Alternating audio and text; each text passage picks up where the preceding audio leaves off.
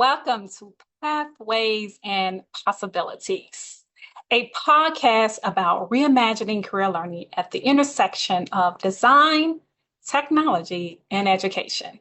So, I'm your host, Selena Burke. I'm a researcher committed to creating career focused learning experiences that are inclusive, imaginative, and grounded in the realities of students, especially those in under resourced communities.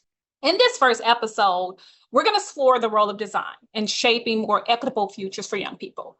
Now, when I talk about design, I'm not just referring to aesthetics or digital interface. I'm talking about how we structure learning, how we surface opportunities, and how we listen to the people that we claim to serve.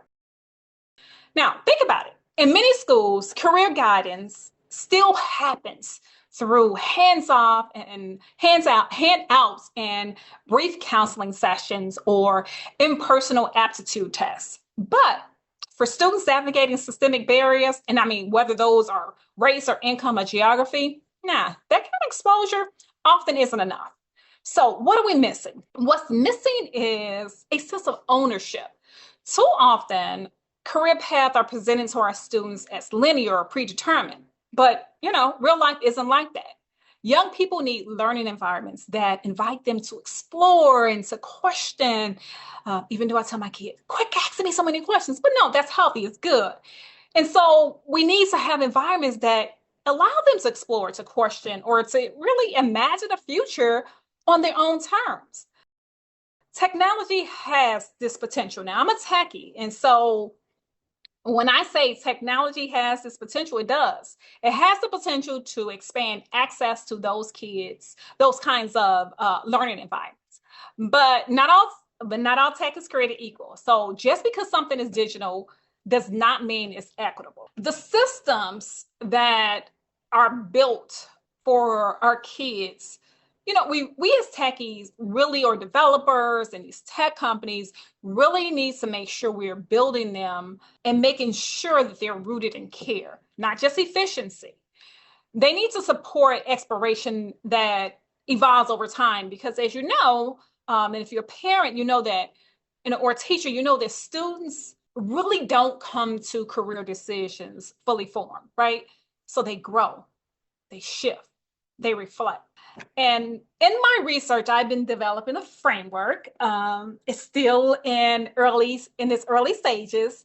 But this framework is going to explore how platforms might better support this kind of growth. Rather than pushing students toward a fixed destination, this tool will open spaces for our kids to explore, to experiment, and to make personal meaning making.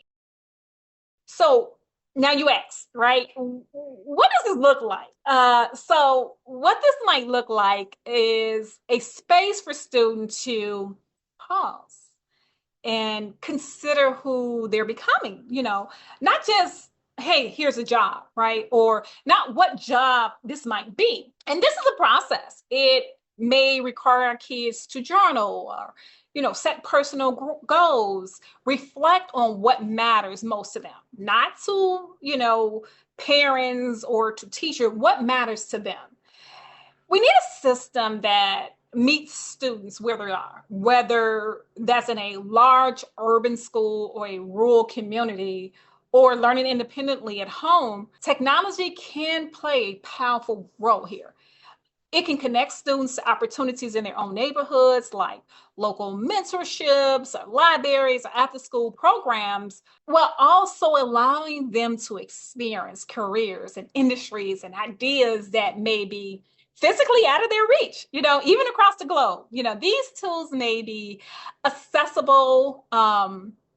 These tools must be. Let me rephrase that. These tools must be accessible, adaptable, and responsible to the diverse environment and realities that students navigate every day. And the experiences need to feel relevant, right? So when students see their culture and their community and their interests reflecting in career stories, they engage more deeply. Their imaginations expand and they begin to really understand that their futures aren't fixed. They're designed, right? And we need to honor the complexity of students' interests. This one size fit all recommendation just doesn't work. We have to build systems that respond to students' evolving ideas and support them as they explore careers that may not exist or ones that we may not know of.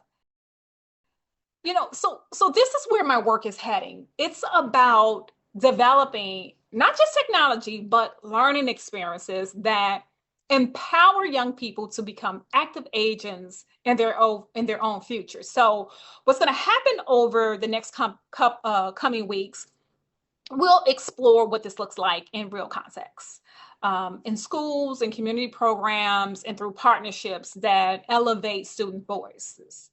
We'll hear from educators and designers and students themselves as we examine how career learning can become more intentional, more inclusive, and really more transformative, right? And so stay tuned for, the upcoming episodes. Thank you for joining me for this first episode of Pathways and Possibilities. Now, if you are or if you care about what it means to truly, truly prepare students for the future, not just skills, but with vision, you're in the right place. You can learn more about my work and the work at Let Design Innovate by visiting our website at letdesigninnovate.org. If you believe in creating equitable and career-focused learning experiences for all students, consider supporting this work. Your donations help expand access, it funds student-centered programs and advanced research that matters. You can donate at letdesigninnovate.org/donate to contribute. So until next time, keep listening, keep questioning, and keep designing with purpose. Thank you.